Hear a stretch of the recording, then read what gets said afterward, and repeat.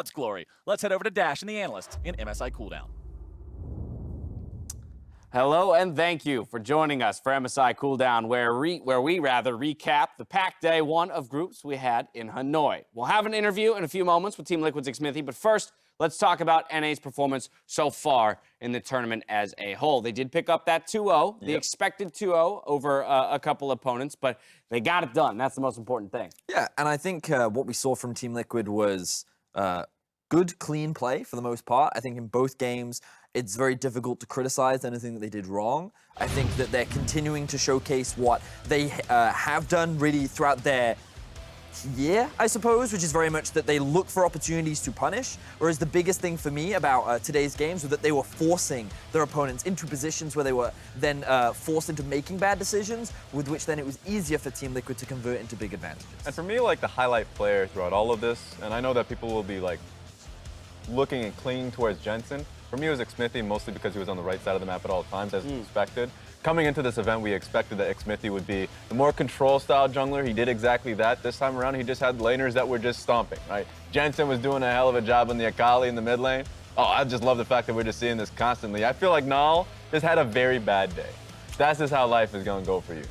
Meanwhile, bot side, the 2v2 worked out in his favor, and so Xmithie had a lot to work with this time around. But I think It feels good when you have two supports. you can be really happy if you're a North American fan, because this is how you want your tournament to start off. I was sitting with the analysts in the back, and Azel was like, we've seen one too many times North American teams losing to like the emerging regions, and you don't want to start your tournament off like that. So having a very clean game against Phong Vu will probably make a lot of North Americans very happy. And moving forward into the tougher first half of groups as you go up against G2 and IG tomorrow, you can feel pretty good. I think, Raz, as you said, the two players to point to on TL after today were Xmithie and Jensen. And again, so often when you come to international competition with a team that has Doublelift on the roster, that's who you're focused on. It's him and everyone around him. And I know that for Doublelift, one of the major selling points of joining this organization, along with bringing on Core JJ and Jensen, was so that it wasn't all about him, and that when they got to these big stages, they would have the ability to rely on somebody else to ultimately win the game. And we needed to see that, because going into this tournament, if it was just going to be, once again, Doublelift and Core JJ, Doublelift or Ole, like in the last time round, then they would have been figured out, completely linear. They needed a lane to win through, and it had to be through mid lane. And Jensen's doing that. International tournaments, he comes through it as assassin picks. At Worlds, it was the LeBlanc. I know he still has that in him. But as long as people ain't banning the Akali, he's going to keep picking it. All in all, a very solid day for the North American squad. Shox is standing by for an interview with Xmithie to hear about Team Liquid's 2-0 start. Thank you very much, guys. I'm here with Xmithie after Team Liquid goes 2-0 on their first day at the MSI group stage. Jake, it is your birthday, if I have it correct? Yes. Happy... For like 10 more minutes. For 10 more minutes. So can I sing you a song for your birthday? Yeah. It's really short. It goes, happy birthday to you. That's a 2-0 for you. Okay, I'm never doing that again. Anyway, very happy birthday. Of course, on a more serious note, very important day for Team Liquid. A 2-0 is a great gift, but there's still a long road to go. How do you look back on how you guys played today? I think we definitely played way better than we did in against a best of 5 with PvB. So I think it's definitely improvement. I think there's still a lot of things to work up on. Yeah, we're gonna talk about this whole day for tonight and hopefully be better for tomorrow.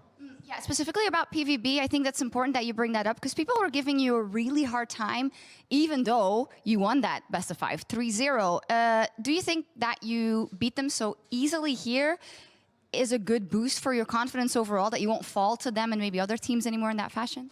Yeah, a win is definitely a good boost, but I mean, we played with Sonateric, so it's kind of you know, like a cheat. So, but I think we're still improving day by day. And we're learning a lot in all these games. We watch all the games, and we definitely see improvement from everyone. I mean, I do as well, and I think in general you can say that there's improvement, but tomorrow is a really, really big test, of course. G2 Esports and IG, can you break down individually what you think the keys will be to taking down those opponents? Well, G2 against SKT was really strong, but G2 against IG was kind of like a clown fiesta. So hopefully, we're just going to be playing in our own pace. I think that's our major problem right now. It's like we're playing against, like, for example, a PvB, and then we didn't really play that well. So hopefully against G2, like a little bit of a rivalry there, but hopefully it's going to be a good match. Yeah, I think think so too. And how about IG? Do you guys think you have a chance to take them down? I think it was the same thing also as like G2, or like compared to G2, where IG against PVB was kind of like a clown fiesta, and against G2, like they were really looking really strong, like the pretty much the team that we looked at last Worlds. So they're pretty scary, but I think we can beat them. Okay, fantastic. I'm loving the confidence and fantastic job on day 1 of groups here. Jake, enjoy the rest of your birthday, and back over to you guys. I love the fact that he was just focusing on like that game in and of itself, because for Xmithie and Core JJ, 2 players that will calm you down during those moments. So when you're in hectic situations, you do need members like that to be able to rein you back in, and I think that's going to be the difference in that series. Also, that's my new favorite birthday song. Yeah, probably the best. Good, one I've ever heard. 100%, topping the charts. See it on Spotify this week. All right, TL, they're off to a good start, but as Xmithie mentioned, their real test kind of lies ahead of them as they face off against G2 and Invictus Gaming tomorrow. Some very tough opponents. Meanwhile, their European counterparts had an incredibly tough schedule today with SKT and IG finishing 1-1. Yeah, they certainly did, and going up against SKT, they looked very convincing. The thing about SKT is there was a bit of disrespect in their draft. While it looked very standard from an SKT perspective, it was very slow. IG, they drafted strong solo laners, they were able to build monumental leads. Caps didn't even bother laning against Faker, he was only playing towards his side lanes, and it just felt like that with the early lead that G2 had built for themselves, they did not slow down, they continued to push, and SKT had no answers. I expected rust. I expected lacking a little bit of confidence, because remember, Perk's even making a mention that Mickey X hasn't been playing solo queue for 3 months, not been practicing with them for some time. Like, that didn't impact their decision making whatsoever, being able to push the tempo. Then, of course, you fast forward to this game here against IG. We can already forget this game. No, I like this one. So I had a lot of questions around the draft. I look forward to hearing what G2 players will say in the future or on social media about what the direction was. But the fact that they did choose to put the Vayne top, they had the AP Pick go the mid. Vayne at all. Like, I think the fact that they allowed IG to have 2 winning matchups in both their solo lanes for 2 big comfort picks, so 2 of the best players at the tournament, I think is never a way that you can allow this team to win. I mean, you can never afford to play against this team because they're always going to win with that style. Well, I think to some degree, PVB versus IG showed us maybe the other side of that coin, right? Which is that, if you give players disadvantageous matchups, no matter if it's the best top laner in the world, best player in the world currently in the Shy, if he's in a losing matchup at a certain point, it is insurmountable. We saw that in the LPL finals when they went up against, actually in the LPL semifinals there, when there was a specific matchup that we were able to challenge the Shy, because at the end of the day, the Shy is their major strength. If you put them in an uncomfortable position, if you challenge that in a 2v2, and I love the fact that Phong Vu Buffalo recognized this, challenge them again because the first time round failed. Finally, we're able to get the lead on that. And this Baron situation was excellent too. The confidence for them to be able to say, look, we know they're giants. Like that, be able to essentially still challenge them in that situation, because Invictus Gaming had made way too many mistakes, specifically Ning and the Shy, that was a surge to push them forward. And they could be hearing the crowds at the same time. Hometown crowds is definitely going wild on that one. So that pushed them. I feel like, we kind of started with G2 and we're looking at Invictus and Phong Vu, and like these 3 teams kind of all fit under the bucket of aggression. They're teams that pick strong laners, they try to get early leads, and they try to snowball through the early to mid game to then turn it into advantages or to turn it into wins. And you then have the other bucket of Liquid, SKT, and Flash Wolves, who are much more on the slower, more controlled style. They prefer the scaling options. And coming into the tournament, I was a big advocate for the IGG2 Phong Vu style would be the more dominant. I was a big fan that I felt that this is the way that League is best played. It's not a bot lane meta, it's a solo lane meta. So teams that can best enable their solo lanes are the ones that are likely to succeed. And I felt like that we got to see that with the G2 versus SKT game at the start of the day. But we also saw that with the IG versus G2 game, where if you enable your solo laners, then they can just run away with the game, which is why I look at these 2 teams as kind of the big powerhouses for the tournament and continuing forward through the group stages. True. My biggest takeaway from this day was that a lot of these teams are going to be adapting, because going into the tournament, I expected SKT to be coming first in groups, being such a solid team, and already coming out of the Griffin set, really pushing back from early aggression and saying that, we understand how to be able to trade sides incredibly well and then come into team fights even stronger surrounding Teddy. And that's a style that some of the teams internationally, like we saw former MSI champions, RNG, was able to mold a lot of other teams and trick them into thinking bot side mattered so much more than it really did. My takeaway is going forward that SKT will get better.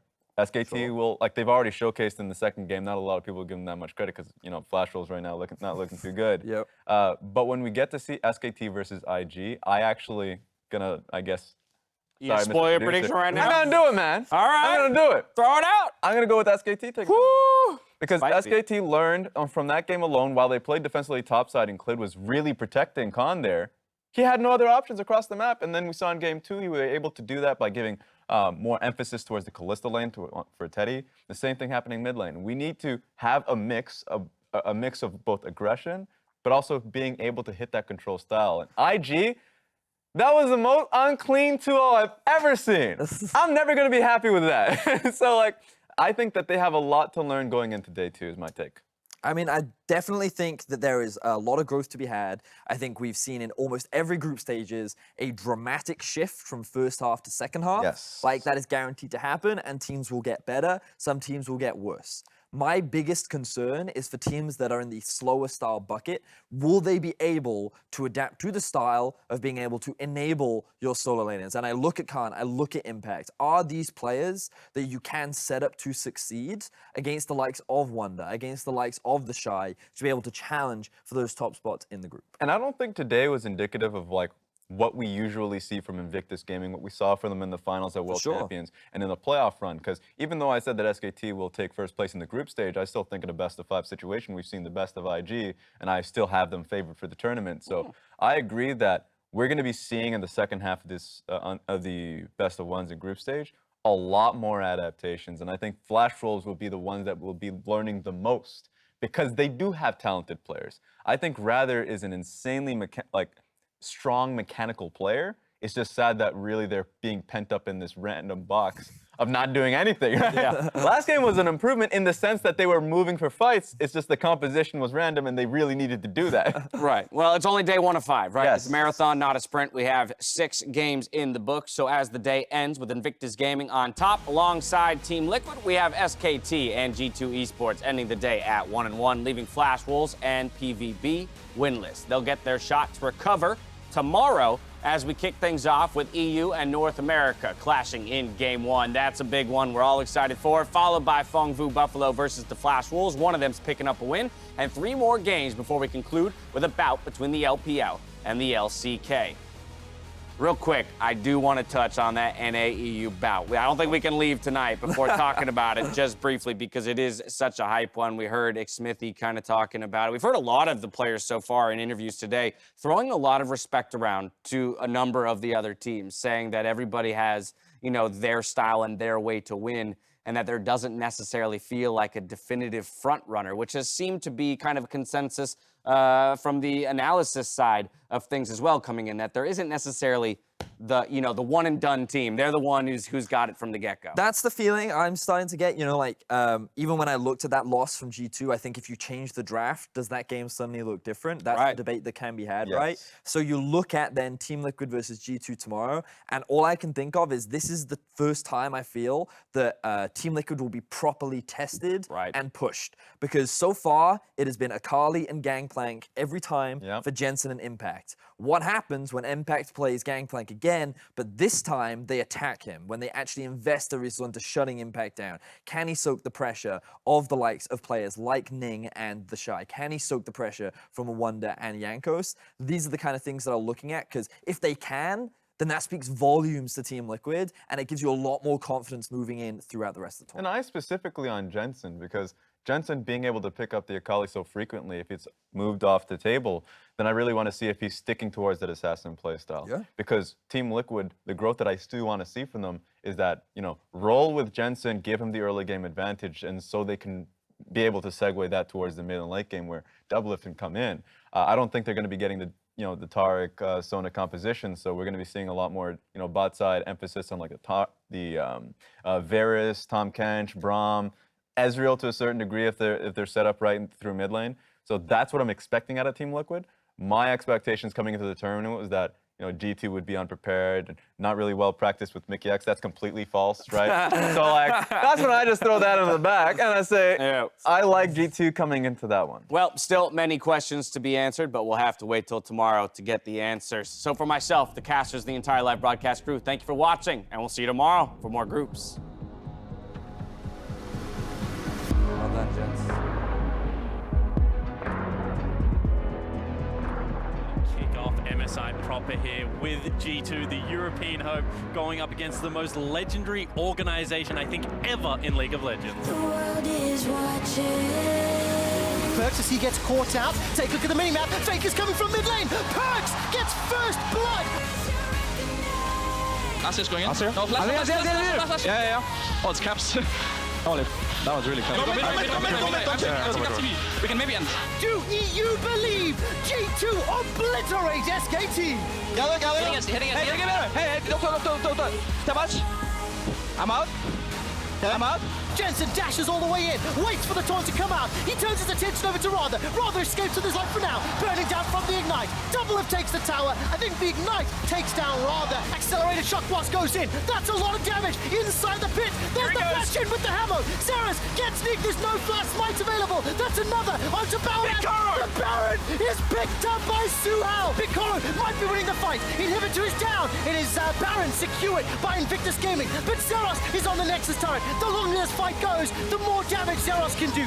GA is popped. Jackie Love is single-handedly destroying Phong Vu Buffalo. SK Telecom trying to get back to that dominating performance that everyone knows. Lid pursuing, Sonic Wave into the resonating strike, damage coming through, one more hit will do it! The flash into the engage, but SKT is right here for the follow-up and the counter-attack. They're gonna be putting a lot of damage into Rather, who has to go into the stopwatch here, immediately stunned down onto Shao C. He's gonna be exploded! Stuns coming through, Faker's able to find the damage. Flash Wolves are gonna be losing more men even sooner than they expected. The first game was a little bit rough, but they bounced back in style. No IG. G2, yeah. They're gonna be tanking the turret aggro here for now. The shot is gonna be eating the turret shot. Jankos might be able to make it too. If IG tries to continue the fight, they are gonna be 4 versus 5. But the shot doesn't kill it. Where is he found? No way! Jensen into the back line. Unstoppable onslaught gets away, but only for a moment. Jensen's able to grab one. As Zeros comes around from the side, looking to find the return kill on him. Instead, going to be taken low, taken down. Over the wall comes Jensen. Mop and bucket at the ready. Here's the cleanup crew. Jensen going into the stopwatch, keeping himself alive. Pallet not quite able to find the kill. Jensen's finally going to be shut down. But Team Liquid will crush Phong Vu Buffalo in their base.